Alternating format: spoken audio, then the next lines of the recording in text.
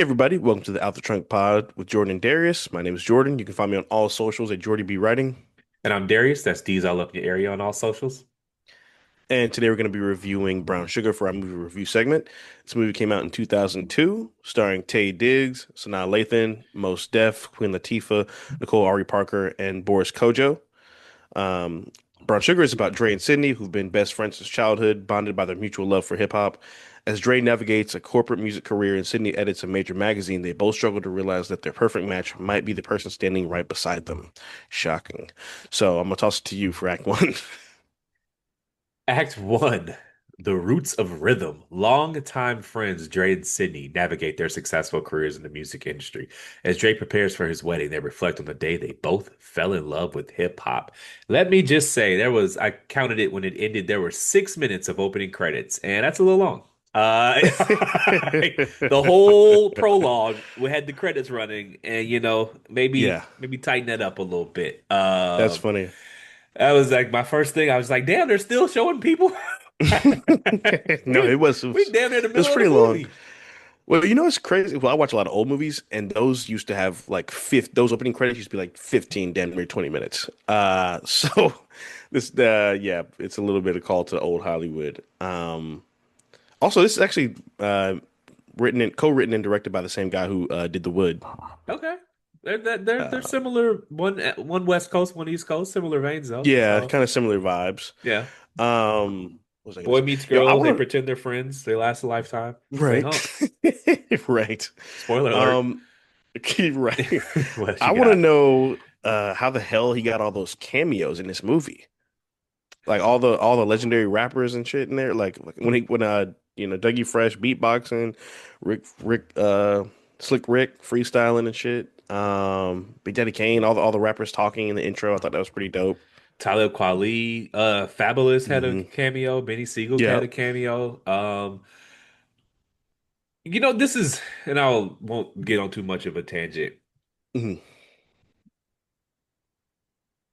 Before rap just became about getting a bag, there was much more of a collaborative nature to it. Right. And so somebody hits up Big Daddy Kane and he's like, "We're filming this movie, and the topic is when did you fell in love with hip hop?" That is enough for him because he just loves the art. Where, Right. if you called up, insert, if you called up Future with that, he'd be like, "My fee is 70,000," and you just wouldn't get it. Right. And I'm not trying to tell someone not to charge their fee. The game is the game, but like when you in the studio with the attorneys and you writing out legal paperwork, some of the art gets Hmm. kind of shelved to the side. So Right. when rap is just a hustle, we lose a little bit of the culture in that. And so I don't know how we got there from that, but I think that's kind of watching the movie and you see, like, I don't think you see what the budget wasn't there to pay these people for this. They just did it off Right. the love, and you just don't see that too Correct. much more in the game these days. So Yeah, that's true. Um, and also like just black artists collaborating across media forms, you know. Like a lot of people don't know Mal Spike Lee had a hard time getting Malcolm X made. He was running out of money. And so he just hit up everybody that he knew. Michael Jordan didn't I think obviously Denzel probably went in. He like a lot of people helped get that movie made, you know. We don't really see a lot of that anymore across art forms. Um but yeah, I want to start out by saying Sanaa Lathan is a generational beauty.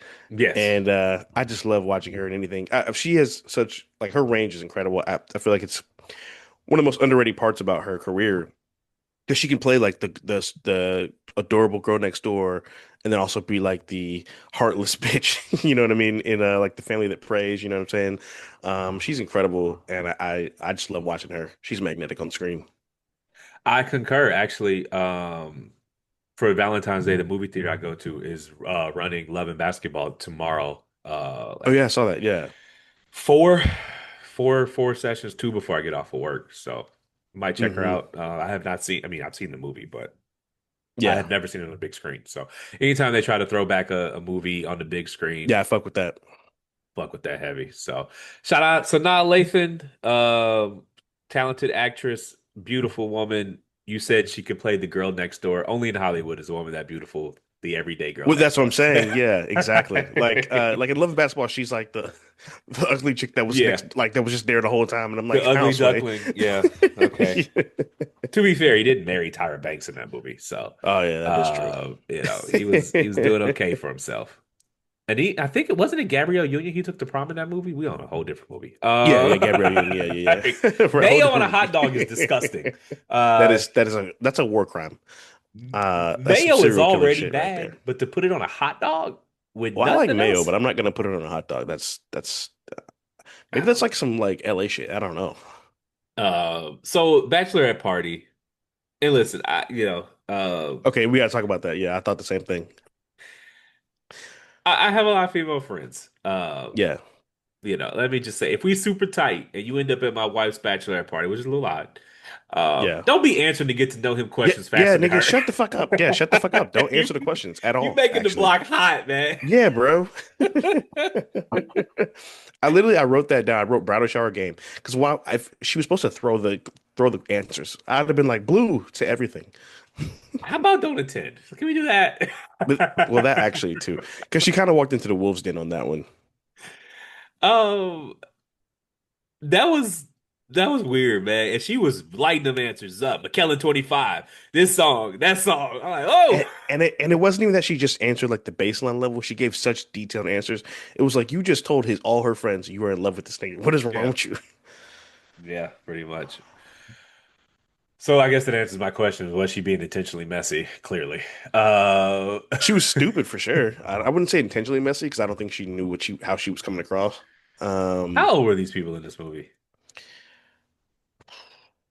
I think like late 20s, Man, late it's 20s, always early hard for 30s. me to contextualize because they were adults when the movie came out and I wasn't. So they always just seem like adults, like growner Adults, than me.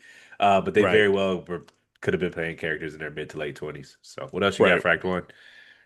Um, yeah, so the hookup, not hookup. Well, they just kind of made out whatever. The little hookup they had before the wedding, the night before the wedding. Um, the only thing I wish that they had not done in that scene was they should. I feel like it would have been a little more potent if they had him like be kind of faded, because you would kind of be like, oh, it was like a drunk slip up bachelor party night, like but he went over there in the daytime, stone cold sober, Hey, and listen, shot his man, shot. that was a carnal uh Yeah, very, very much so. Like, desire that he just had to, you know. I I don't think there was all that wrong with it. Like they accidentally kissed and their titties fell out, and sometimes that happens. Uh, the day before your wedding, it's not. yeah, People took it to be so serious. I'm like, man, it ain't that deep. Sometimes you just the moment catches you and you accidentally kiss, and her titties was yeah, out for like two does seconds, happen. and he left. And so that one we could charge to the game. I think so. So, Yeah, um, and he wasn't married at the time. You he's could say getting married that. tomorrow, but I don't know. I just I wouldn't again, it's advise just a telling the testament bride to that. no, for sure. I would never. Yeah, it's funny. It's just this movie is like a testament to the acting chops and just like the charisma of Sanaa and Taye Diggs, because they both have played like super problematic people in movies, and we never hate their characters. I don't. What was problematic about that? Cheating before the night before a He wedding. didn't cheat. They kissed for a couple seconds and her titty fell out. They So okay, stopped. so do you define cheating as doing something that you would not do in front of your spouse or significant other? I understand why someone else would define it that way. I Yeah. just prefer to live in a little bit of gray. Okay. And So because he didn't put it in. no, it's just he got caught up in the moment. Hmm. The kiss was not even 10 seconds long, Hmm. and he left. I'm gonna go ahead. That's not a flagrant. That's a personal foul. You get two shots. We Okay. good. That's not we not Okay. not flagrant foul. Not a one nor two. No ejection. Little personal foul. Ball out the Okay. side. He does it. So the fact that he was in love with her, that doesn't make it worse. I mean that's a variable the bride doesn't have. Um, Yeah. so Right. um, I'm just saying. Sometimes No, yeah, you cool, do. I mean, it's happened. cooler Yes. heads eventually prevailed. Yeah, right? that's true. They didn't spend the night together. They snapped out of Right. it. He didn't even touch her titty. The titty came out, and he was like, "This is a bad idea," and he left. And so, cooler heads prevailed. No harm, no foul. Ball outside. I'm cool with that. That's not cheating. It's not exemplary behavior, but I wouldn't Well, call it yeah. cheating. Okay. Interesting. Okay. So what's your definition of cheating then? My definition is fluid. Uh, Oh, okay. Is it non-binary too?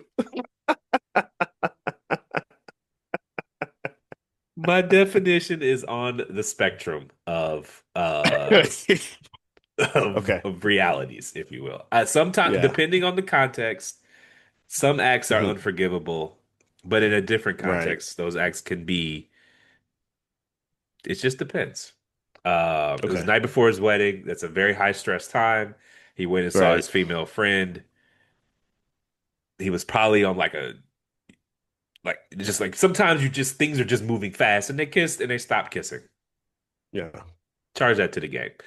I'm gonna ask you the most cliche question that everyone who watches this movie asks anyone who's watched this Yeah. movie.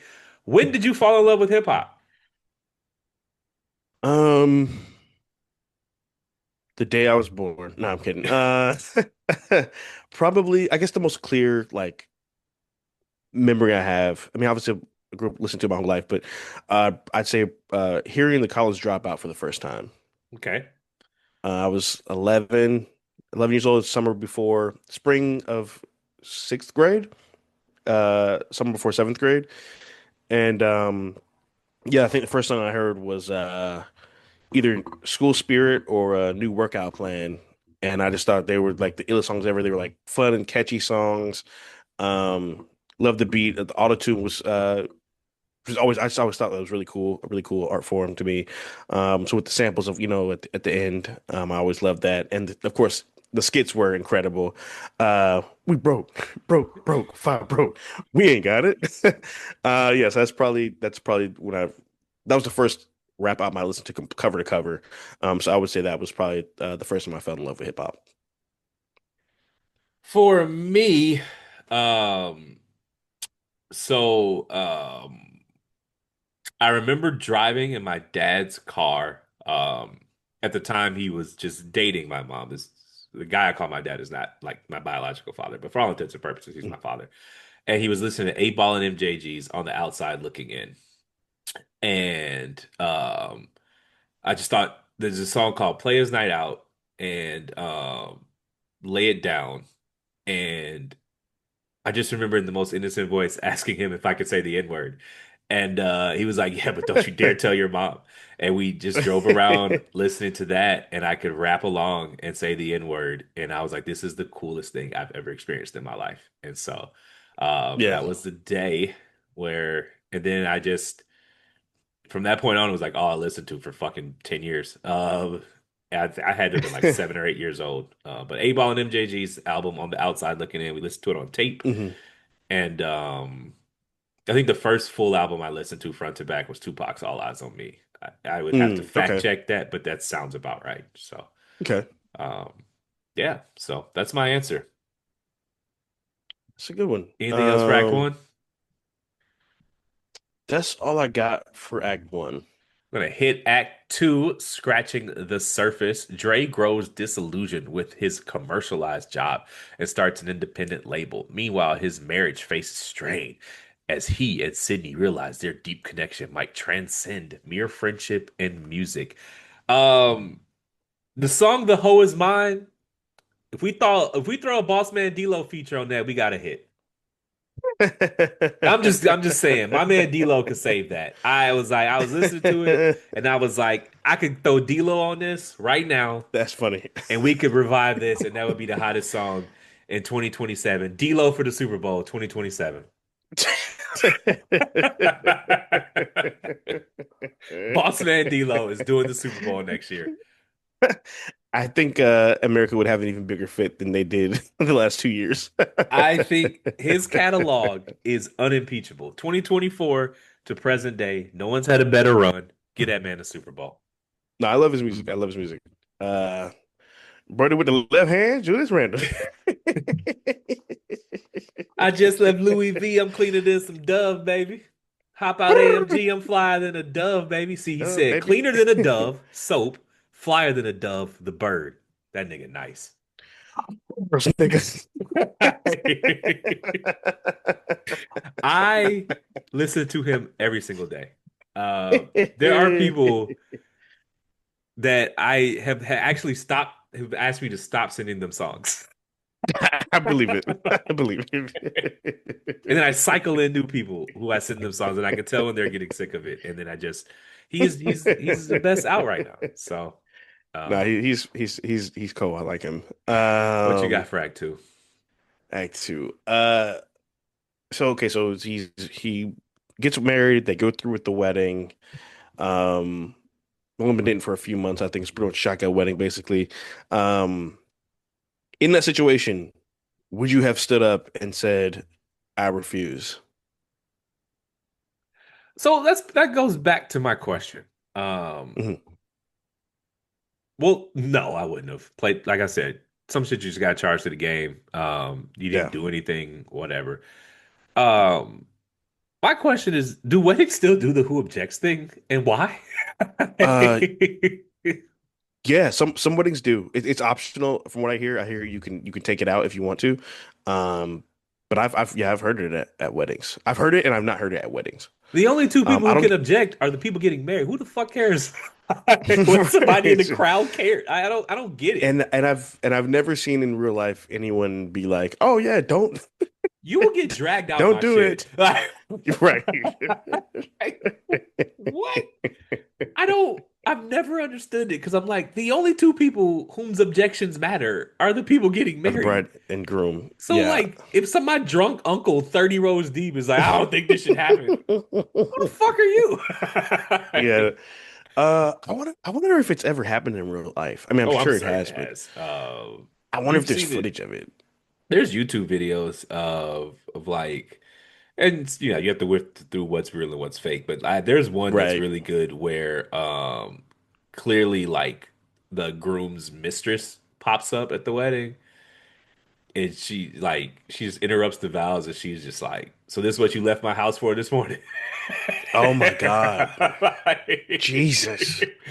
Damn. and Yikes. you could see it in the. It couldn't have been fake because you could see it in the groom's faces because they knew who that girl was. I no, I'm sorry. You could see it in the groomsmen's faces Groomsmen faces. because like, come on, man, they know who that girl is. The They one knew he really exactly who loves. she was. They was like, ooh. Ooh, it's crazy. Uh, Oh no, I've that's never funny. seen it though. I so I was actually on TikTok like a couple months back, and somebody commented about like what's the craziest shit you've seen at weddings, and there's threads of like thousands of comments of people being like, yeah, I've worked at wedding venues and shit like that all for a long time, and they all so many people were like, yeah, I can't tell you how many times I've seen the bride sneak off with the best man or the groom sneak off with the maid of honor and shit or whatever, and then just go back to the wedding like nothing happened. I'm like, that's fucking crazy. Got a Yeah. little bit of tricky. I got a little bit of a tricky question here for you. Okay. Um, have you heard that theory that uh, people actually love the side piece more than they love the main, Um, like significant other? I don't know if it's a theory, but I've certainly heard of it. Yes, I've heard of it. Do you think it's real? I mean, it just depends. A marriage is first and foremost a legal arrangement, right? Right. And it's very, very, very recent in human evolution that people married for love, right? It For used love. to, I mean, rewatching Game of Thrones, those are all political marriages, right? Correct. And so it doesn't strike me that millions, like millions of years of evolution for marriage being one thing, still there's still some remnants of it. Like a lot of people, a lot of men and women marry for practical reasons, Hmm. and get their and find their passion outside of the home. I Yeah. remember reading Esther Perel's book on affairs. She's this renowned relationship therapist or whatever, and she hosts a Hmm. podcast, and she wrote a book about affairs. I think it's literally called The State of Affairs, and she has a section about the other women, and Hmm. she tells a story about this woman who was side piece, if you will, for this dude for like 40 years, and like he died, and like the family didn't know about her, and like she's Yeah. talking to her daughter, and she's just like, my mom's a widow who can't be a widow, like, and Mm, she's just yeah. like, that was her life partner for 40 years. He just was married to someone else, and like he's gone, and there's no closure. She can't go to the funeral. She doesn't get any spousal benefits, but she was like that they were in love. That man loved my mom, but and so Yeah. that was honestly one of the more profound chapters of the book, was when she went into discussing Damn. the side pieces, if you will. So no, I mean, nothing is universal, but it doesn't strike me as unusual Right. that um the affair would be more passionate than the logistics of day-to-day life. But again, also, it's like The Bridges of Madison County, another famous book about an affair. Everybody fun for 3 days, you know. You know, Yeah. Clint Eastwood shows up on your Yeah. doorstep, and you guys fuck for 3 days, and then he leaves, and you yearn for that your whole life. And it's like, well, you never had to do his laundry. You know, Right. you never had to fix his lunch. You never had You never to. seen him on a bad day. Right. He just strode into town. He didn't age. He never got a beer gut on you. This cowboy Right. strolls into town and sleep with them for 3 days, and then he goes off to the fair, and you never see him again. But Hmm. um life is complicated. And that goes back to the Act One section of, what's an affair?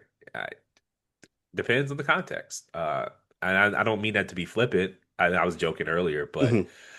Right. I'm not I'm not one who deals with a lot of black and whites. And so it's Yeah. entirely possible, in my opinion, to love your side piece more than your wife. And I don't think that automatically makes you a terrible person. It just depends on the context of whatever was going on. So Hmm. um but I don't know if it's a theory as much as it's just kind of how the thing shakes sometimes. So Yeah. yeah. Interesting. How about you? You believe in Um, it? um, More so, I would say, do I think they love them more in general? I'd probably say no. I think I really do believe different people do bring out different things in you and think different aspects of your personality and your mind and things of that nature. Um, I also believe you can love more than one person at a time. Not saying you should, but I do believe it's possible, and I do believe it happens more than people want to say out loud. Um, yeah, I mean, I think. Like, I mean, okay, we've all dated casually and dated multiple people at one time, and maybe there was someone that you dated, and the bulk of the relationship was you pouring into them, and then maybe you were dating someone else, and they were pouring into you, and you kind of felt like maybe you needed that balance, or you needed one to be able to do the other sort of thing. I've I've been in that situation before. So I think it is. I mean, all this love shit is complicated. Like, there's no Very rules in this shit. complicated. It is very new. It is all very gray. And even to your point about, marrying for love is, I don't think people realize how new that of a concept that is. Women were It's not not able to have even their own 50 bank. years old. It's not even I 50 was about to years say, yeah, I old. was going to say, yeah, women were not able to have their own bank accounts until 1975. So, Right. and that Um, doesn't mean that that year they were financially stable. right. So they still were having to be with people that maybe they didn't want to be with, or maybe they couldn't get away from. Um, So, yes, I mean that shit is tricky, dog. I mean, there's no real rules I mean, there's no rules in this. I mean, there's laws, but there's no real rules in this shit. There's just kind of what you feel like you can do based on whatever options you have available. Yeah, I mean, a lot of inceldom is that, a lot of men were able to leverage financial stability in the dating marketplace in a way that's no longer as Right. potent as it used to be. Now, obviously, it's still potent. No one wants to date someone who's completely out, whatever. But um, it used to be you head down to the factory, get a job for life, and that basically came with the wife because they needed someone that worked, Hmm. and now you Right. actually Yeah. have to be likable in some way, shape, or form. But talking about those grades, man, that's why. when it comes to like affairs and whether or not people leave when they find out, I'm always like, man, everybody's a hard liner when it's in theory, but when in practice and Right. you built a life with this person and y'all got kids and a mortgage and y'all have shared friend groups and it's easy to say you blow all that up until you actually have to blow all that up. And Right. everybody talks a big game. I don't judge people whatever they do. If you stay with the person that had an affair, if you leave, that's on your prerogative. But what I won't say is what I would do in your shoes because Hmm. it's harder to untangle a life than you think. Think about how many married Yeah. couples that are just basically one person now. Yeah. And imagine having to disentangle the friend group alone to let's say nothing of Yeah. to go from I believe it was Lil Rel Howery, the comedian. Hmm. He was like the hardest part of the divorce was just not having my kids in my home. Like I used to just Yeah. they were just there. There was noise. They were my kids, and now it's like when I miss my kids, I just can't go see them in the living room. I have to make plans to go pick them up or whatever. Da da da Right. da. And it's like I could see why someone would look at that and then look at the disentangling of the finances and the mortgages and the friend groups and go, Moving. let's have some couples therapy. Let's see if we can make this No, work. that's true. Because I I mean, see think about it. it. Like I see why someone would choose even that. like in our friend group, there was some intermingling, and there were breakups, and that changed the nature of the friend group. Like it got complicated, got hard to navigate. So I don't And that was mix just church and state. Uh, yeah, and and that was just people dating for a few months. Like it was yeah. not, you know what I'm saying? These weren't Um, marriages. These weren't lifelong bonds. So yeah, I mean, I can't imagine having to sever off like half of half of your social circle. yeah.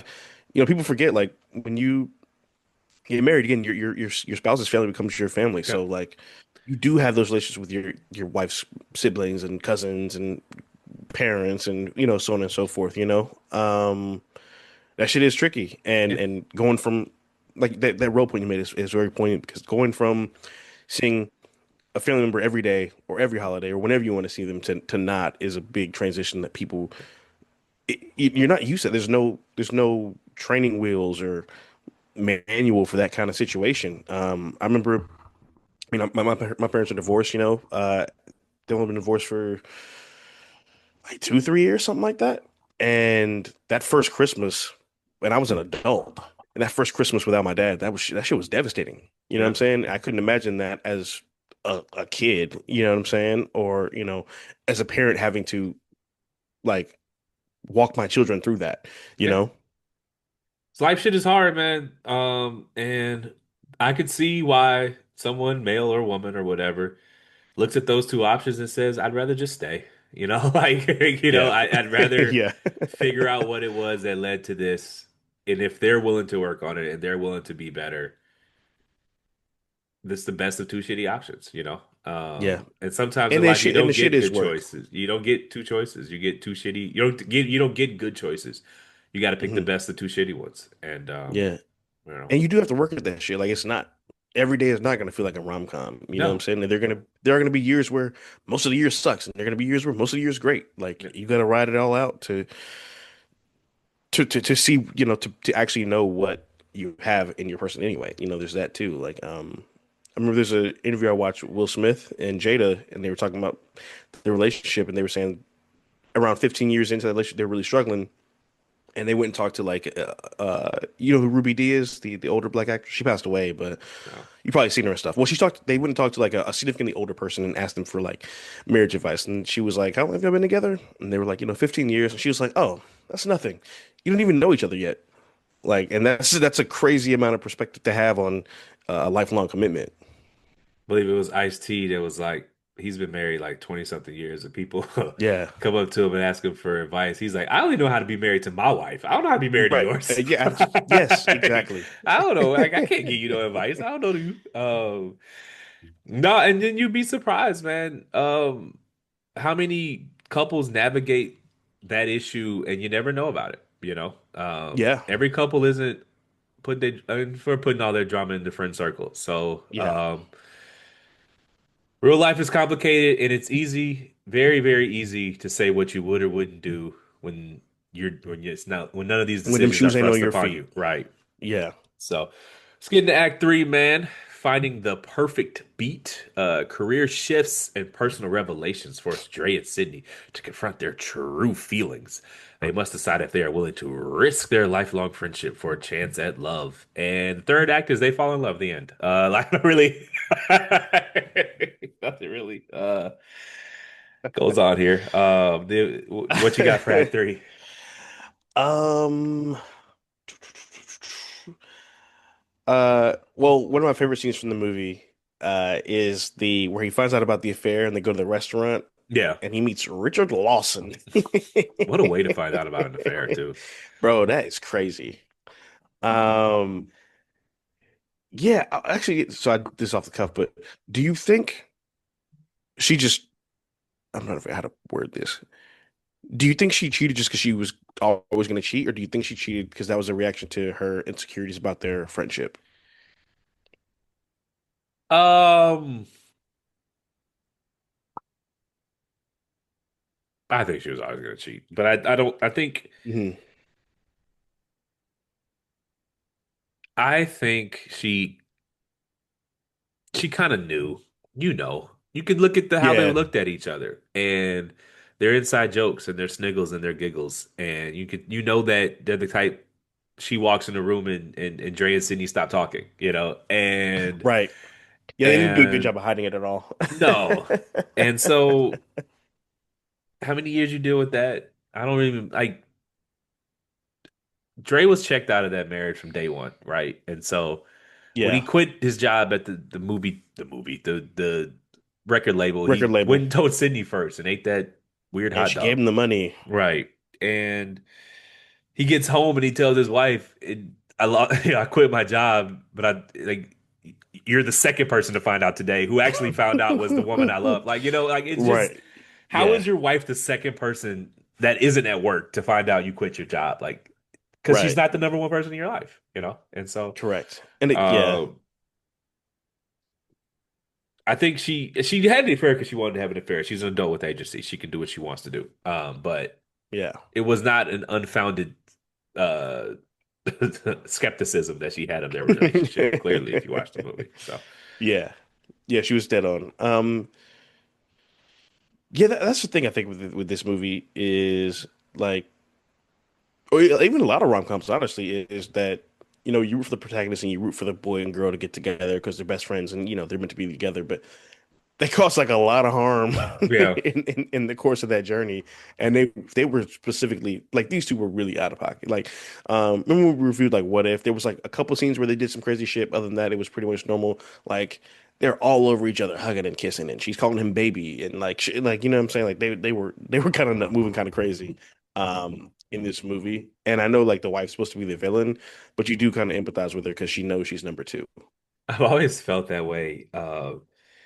The classic sitcom scene where, the true love interrupts the wedding and then, you've seen a Hmm. different world, the scene. Yeah. And I'm just like, I've always felt for the guy or a woman who gets left at the altar, and it's like their family's there. Right, you got to pick up the Like pieces. um, I just always felt like, man, we really are kind of giving them short thrift here. No, for real. Yeah, it's Like it's you just sit in the altar with your kind of dick in your horrible to hands, do to a like, and your whole person. family's staring at you, like, dude, you just got dumped on your wedding day. No, yeah, that's I couldn't imagine that experience. Like, what do you do after that? Like, where do you go? What do you go to work tomorrow? I'm Yeah, assuming you have a that's hotel booked. well, yeah. You You probably were supposed to you go on a honeymoon, you which hop in is that canceled, I guess. car, Uber, whatever, tell them to swing by the liquor Yeah, store, and you sit in that room, and yeah, I mean, I don't know what I would do. yeah, Uh, I'm someone with contingencies for contingencies. I got nothing for that. Like, because like she just literally runs off. We're talking about a different world, and yeah, he's just like, okay. yeah. Like you just it's like the Travolta meme from Pulp Yeah. Fiction, where he's just like, And you just know his heart is like in his throat, and he just has no right. words. You probably can't breathe. You're wearing a tuxedo, which is never comfortable. Hot as a motherfucker. Like you Yeah, just, right. Sweating. You were already nervous. Um, yeah. Let's get back to yeah, I this couldn't movie though. What imagine you got that. for Act 3? Um, Yeah, so I got two questions for you. My first one is, I mean, I guess we already talked about it. Is all fair in love and war? No, but life ain't fair. So, That's a good point. um, Touche. I believe, I think sometimes you will be treated outright badly by somebody who you would give the world to, and Yes. it's not all fair, but life ain't fair, and everyone did what was they did what was right for them. Yeah. And also, man, sometimes people just gonna be mad at you, right?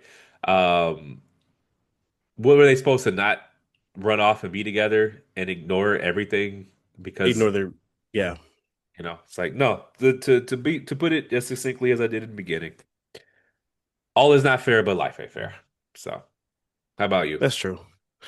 Um,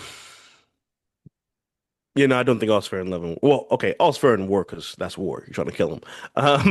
But I don't think all is fair in love. I think there's some shit you just don't do if you love somebody, or shouldn't do if you love somebody. Um, I mean, there's gray areas, and again, context matters and things of that nature. Um, but yeah, certain shit I just feel like is, insane. What else was I about to say? Yeah, like it's just, there's a scene where she breaks up with Boris Kojo's character, Yeah. and she's like, "Yeah, I do love you," as she's like, can't even look him in the face, and it's like, did you love him or was he just there? You know? I mean, what's wrong with that though, right? You know? I mean, Um, well, accepting the proposal is wrong. well, yeah, fair. Forgot about that. Touche. Um, For something reason I thought they were just dating, but yeah. oh yeah, their shit was kind of quick too. Every relationship in this movie was a shotgun situation. Um, People which just moved did faster back then though. So maybe that's true. they didn't have years long situationships like we be doing. So Right, that's so true. They weren't so afraid of commitment, it seems like. Everyone no, nowadays is clearly like, not. There was fucking yeah. two proposals in an hour and a half. Yeah, I feel like nowadays everyone's like, okay, who can show they give less of a fuck. Like that's just kind of like dating in 2026. So, um, Shout out Boris Kojo and Nicole Marie Park, Marie, whatever. They're Ree married. Parker, yeah, They in I real guess they just life, worked together in movies until they just got married one day. So good for them. right? And then my last question for you is, uh, should we have done a better job of gatekeeping hip hop? I think I guess sure. Well, so gatekeeping from who? Hmm. Um, Gatekeeping from that's a good question. I don't want to say Because culture wars. I'll just say pe people who don't appreciate the craft. yes, I think we scoffed at the old heads when they complained about they're not rapping about nothing. It's mumble rap. This isn't structured. Right. Um, they were right. No, I'm about to say they were right. We lowered the standards to a point that I don't think hip hop can. I think rap is just going extinct. And the old Mm, heads are right. And when we started allowing recorded freestyles to pass as songs because it songs. banged, and all the beats hot, all it banged, um, Hmm. you know, when the old heads were like the Migos aren't talking. What is this song about? What is this Migos song about? And you couldn't answer it, and you said, "Well, it bangs." They were right. We were wrong. Yeah. Man, Yeah, that's all it I got. sucks. It's a, no, no, you're right. Because that's all I thought of. Not the Migos, but that's all I thought of when I saw like the first act where the rappers talking about what hip hop means to them, and then you have the Dalmatian duo with the white dude and the black dude, and it's like that's kind of what it's turned into Yeah. now. I have in my Unfortunately, like notes this movie here. foreshadowed a lot. Yeah, I have in my notes here, and I kind of remixed it to do the D-Lo joke, but like, the Hoe Is Mine would unironically be released today. Hmm. Like it would be like that's just the Right. song. But be dead serious. Yeah, it would. Yeah, like it would not be a joke. It would be this is the song. Yeah. No, I mean, yeah, we didn't gatekeep the standards. We let Right. anybody who could string a couple of bars together and we let catchy rule all. And this is what Hmm. we got left. We got people who are in it as a job. And what happens when you treat music like a corporate job? You A focused on quick lick. efficiency, quick lick, efficiency. Oh, how many songs can I record Hmm. tonight? Oh, I don't need to go back and re-record this. Oh, why would I bring in this? I don't need to do this. I can just pumping them Yeah. out. That If I make whole 30 I songs make and only one grabs, that's fine. I just need 30 more. right. Um, That whole I and make 10 songs in a day yeah, shit. because I mean, the efficiency of music killed R&B because R&B you can't make that cheaply. Reason why No. labels don't back R&B is because R&B artists are expensive. You got to get vocal coaches, you got to get songwriters, you got to get background Hmm. dancers, background singers, instruments. Riding You got camps. to re-sing. Okay, do this hook like it just takes longer to make a song. Okay, sing it Hmm. like this. Okay, sing it like that. Okay, do this, do that. You Hmm. can't, why would you do that when you can get some shitty rapper off the street, give him $50,000 and put him in the booth with one producer, and tomorrow he's got 40 records? You know, Right. like why would you go through the why would you bring Neo in and have him write a song for your artist? That's gonna be Correct. way more time consuming and And the expensive. R&B singers don't play instruments anymore, a lot of them. Right. That's a And big so problem too. no, I mean sometimes the old heads are right. And the guy shaking his fist at the clouds had a point. And we were wrong. And so this And is now there's what no rain. there's no, yeah, the Frankenstein is alive. It's over. Yeah. I just think, I mean, rap as an art form is cooked, man. I don't see, Yeah, it makes me sad because I listen to certain artists and shit, and it's like they put a lot into just this one song, like yeah, one song. You know what I'm saying? And then of course that translates to a great body of work in an album. And like nowadays, these artists are taking the effort that our older artists put in to one song in the whole project. Like yeah. that's the amount of time that it takes them to make an entire project. You look at, dude, they new EP, they're a new song every 3 weeks. The song is Hmm. 90 seconds long. And yeah, I mean, I don't know what becomes of rap because I think we've hollowed it out to such a degree. Yeah. I'm not even sure how it could recover. The best rappers when's the last superstar rapper? We still talk about Drake and Kendrick. Them dudes pushing 40. Right. Cole pushing 40. Yeah. People be like, Tyler's a youngin' on the up. He's 33, Right. 34. He's not young. I mean, he's not that No. young, you know. It, it's just Tyler been out for 10 years. He's got four or Hmm. five records. Like, who's a new rapper who's debuting? You like that nigga is nice. Yeah, I don't even know. Even like people are like, oh yeah, Jid's young. I'm like, Jid's like 36, Yeah, 33, something like like it's that. Like like he's not young. Um, Wale dropped what I think is the best project of 2025, right? Yeah, yeah. yeah, And Wale my age, I'm 37. Like, right. rap is supposed to be a young man's game. These dudes, there's nothing, it's hollowed completely out. The only people still Hmm. making good rap music are people who were doing it 15 years ago when it was a different culture around it. Um, Yeah. so I don't know where it goes from here. I don't. Yeah, you know it's a problem. It's like similar to like a sports metaphor, but like you know it's a problem when people have to highlight that someone plays hard. You know what Yeah. I mean? Yeah. Like people like I remember there's an interview a couple weeks ago where 21 was like, yeah, Kendrick he really cares about rap. Like he really be like rapping. He's like, I don't really give a fuck about rap. Then don't fucking rap then. What do you like? What? You know what the he plays hard is for music or rap Yeah. especially? His mic be on. His mic is on. Yeah. It's a bragging point. You hear him be like, oh, that nigga, oh, his mic is on. Yeah. No backing track. He's rapping his lyrics. Oh, I can get into Yeah, this. or it's like, oh, he actually writes his lyrics down.